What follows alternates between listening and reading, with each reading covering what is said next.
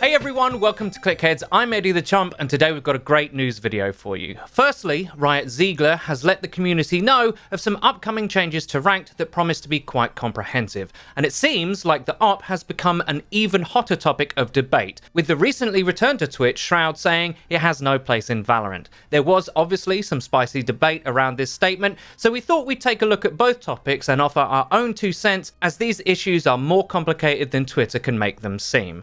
Let's begin with Riot Zeigler's tweet from last night. Hey everyone, on the design side, we are currently analysing the ranking system top to bottom. We're looking into changes that will improve many aspects of competitive, but have not committed to any solutions yet. Thanks to everyone for their feedback. So there's quite a lot to unpack there. What we lack in details, Zeigler makes up for in terms of scope. Top to bottom analysis of whether or not the ranking system is good enough. Now, I think I know what most of you guys would say if I asked you whether or not you think Ranked is actually good. Zeigler thanked players for their feedback, and it's there that I want to explore a little, because as of recently, there has been some pretty firm grumblings from some of the game's most popular players and streamers.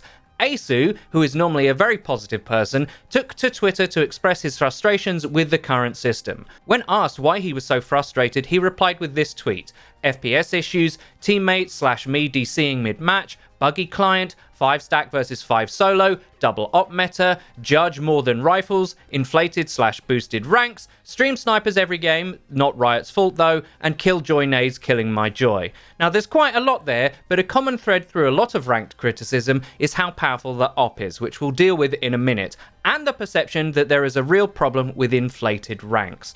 Mendo has also talked about this before, with many other elite players who play solo singling out the stack versus solo dynamic as the culprit. The reasoning being that stacking boosts players to a rank that they don't deserve, and when they play outside of their stacks, they're not actually good enough to compete at the rank they have when they're solo. This obviously would have detrimental effects on the games that they're in. Now, we have always defended stacking despite that being unpopular, because it is how Riot want the game to be played at the higher levels, team game, in a team, etc., and the fact that stacking, apart from at the very top tier of Ranked, is demonstrably harder than playing solo or in a duo. To be fair to players like Mendo and Aceu, who are at those elite tiers, that is actually not true, as there is no higher threshold for the matchmaker to draw players from, so players in a stack do just have a clear advantage. If everyone in the lobby is Immortal 3 or Radiant, the players in an organised group will probably win more often than not. I do, however, disagree that stacking boosts players in a way that's toxic to the game. It's a common viewpoint, and it does have a kernel of truth. In any 5 stack, there will be stronger and weaker players, and when they win together, especially at high levels where wins count for more than personal performance, they will rank up more closely than they otherwise might if they just all played solo. However, inflated ranks are not just a phenomenon of stacks. Solo or duo play is littered with players several ranks higher than their performance in-game would indicate. I play at Diamond, but there's always Immortal 1s and 2s in my matches on both teams. It is not uncommon for the Immortals to underperform. In fact, it does happen quite a lot, and that's because Valorant is a very difficult game. What actually has a bigger effect on your rank being inflated or not is whether you win the teammate lottery. And this is something that nobody talks about. But I have had ranked matches where I've had teammates that do actually know how to play, and we just roll the opposition. Likewise, I've had teammates ranked Immortal 2 who play as if they've never played a tac shooter before. Now, some people would argue, in the case of the clueless Immortal 2, that's because of stacking. They got that rank in a team and now they can't compete. Well, to get to Immortal 2 in a stack environment, that player would be playing against vastly more difficult opposition than a Diamond solo queue match. If a player was truly boosted, they could not reach that rank in a stack. They would actively be a detriment to their team, and apart from extreme cases where they got carried, would lose their team matches more often than not. Stacking, apart from at the very top, is way more punishing to try and rank up because the matchmaker takes its time to find you other stacks to play against. Solo queue, by comparison, does boost players precisely because you're not in control of your teammates. All it takes is a run of good luck with teammates and you can rank up quite easily beyond your actual ability. When players give feedback to devs about a ranking system, we have to be careful what we wish for, which brings me neatly to the next topic. The op is a controversial weapon in Valorant, to say the least. Shroud went as far as saying it has no place in the game. Tens also offered his opinion in this tweet. Another note, I don't think the op is overpowered, I just think it's extremely hard to deal with the op on characters that can escape unpunished, Jet/Reyna example. Also, with the utility presented in the game currently, 1 good op player is hard to deal with, 2 is a nightmare.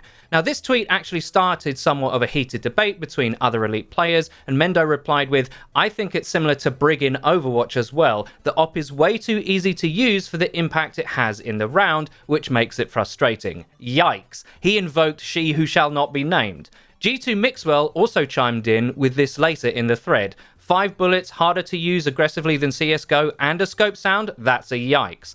Now that was in reply to Tens' suggestion that the op should get a scope sound, like the CSGO AWP, to try and make it easier to deal with. But suffice to say, the jury is split on the op. I know a lot of you guys also feel the pain of double ops in your ranked matches. It can be extremely powerful. However, this is where I'm going to try and weave in the previous topic. A lot of players also believe playing against teams is unfair and that solo queue needs its own queue or even more drastic measures. I'd just like to point out that solo queue is where the op is really egregious. Because everyone is picking like 4 duelists and Sage, or playing for their own picks and stats, not using the utility as a team, ops farm them. Double ops farm even harder. If we look at the pro level, say in the finals of the FaZe Invitational, where TSM and Sentinels have great primary op players as well as secondary ops, why is it that double op is not a dominant tactic on defender side? Sentinels did try and run it, but its weaknesses were illustrated in bold relief. Double op sucks on retake, like really bad, and it costs Sentinels whenever they try to run it. Sure, when in solo queue and people are just dry peeking you, even at the highest levels, it's perfectly possible to completely dominate teams so that they never even reach a site. But in organized play, where utility is actually optimized, yeah, not so much. It strikes me as more than a little bit coincidental that the same people who play largely solo queue and have real issues with the ranking system and want it changed also have the biggest problems with the ops power level. Now, as a bit of an olive branch, I do also think that flashes are too weak. I do agree that anti-op utility is not strong enough and that its deployment is a bit too awkward against skilled opposition. It is also true that Valorant has agents with very strong anti-trade utility, like Reyna and Jet, which presents a problem that Counter-Strike just doesn't have. These criticisms are all fair, but we're actually bumping up against something here which is much larger than any of the individual issues on their own. Valorant, rightly so, in my opinion, is balanced top-down, meaning the devs are looking to create and manage a meta that at the very highest levels is as competitive as possible. That will create wonky interactions if you differ from their ideal play conditions. The top level of Valorant is being pushed by teams such as TSM, Sentinels, and G2 in Europe. At that level, the game is actually pretty well balanced in my opinion. Yes, elite op players like Wardell, Shazam, and Mixwell are still thriving, but that is not all that different from Counter-Strike in comparison. We have to ask ourselves, what do we actually want? Do we want a game that is actually balanced but hard to optimize for solo play, or do we want to balance for the general population and let the pros deal with what's left?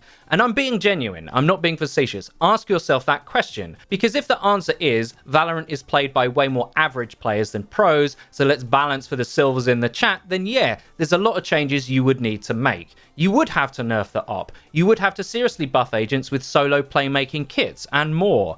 But other games have tried this and suffered for it. Mendo brought up Brig from Overwatch, but that game has tried to have its cake and eat it, and we all know what happened next. Not to beat a dead horse or to be unkind, but dive meta in Overwatch was nerfed because it was so punishing at lower levels, especially if you played support.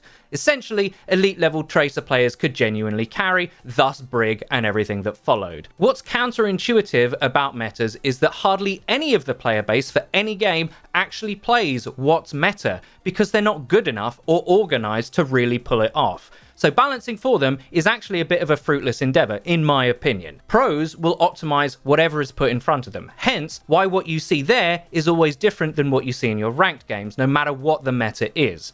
Breach is actually getting played by pros, but he's hardly ever seen in ranked, and why is that? Well, he's hard to play solo. He doesn't do anything if your teammates don't follow up on his kit. He's the inverse of the op, actually, which is stronger when people don't really know what they're doing. Now, there's something really uncomfortable I have to say. Riot are caught in a really tough position. If, as Zeigler says, there are likely big changes coming to how ranked works, and those changes accommodate players' concerns, like Aceu and Mendo have expressed, as far as solo play goes, there is still no perfect solution to please everyone. Something somewhere will suffer. Competitive integrity at the top level, or team play, or just the op as a viable weapon, there will be a cost, and we have to decide what price is worth tolerating. The way it is now, yeah, there are some problems with ranked. Ranks are inflated in some cases for different reasons. The op is very strong in solo queue, etc. That is the cost we're paying right now for an organised pro meta that's pretty good, which with a game like this is one that I'd rather pay, but I totally understand why others don't agree. Maybe Riot can thread the needle. Maybe they can tune the op in a way that makes it easier to deal with without deleting it. Maybe they can make solo queue more fun without punishing friendship groups, but I have to say, I'm a bit skeptical. Utopias are just that. They're an idealized fiction of universal perfection. The real world is much more messy, ugly, and beautiful at the same time. We can't just have everything we want all the time. Compromise is often needed to make it bearable. I just don't want Riot to compromise too much. Now, I know that this video will invoke some strong feelings, and we do always welcome your guys' feedback. Just let's try and not be dicks to each other, okay? And that's about it for today. I really hope you enjoyed the video. If you like the content on this channel, please hit that subscribe button and click the bell icon so you get notified when we upload. Also, please check out our Facebook stream. We're no-lifing Valorant over there, and it would be great to see some of you in the chat. Until next time.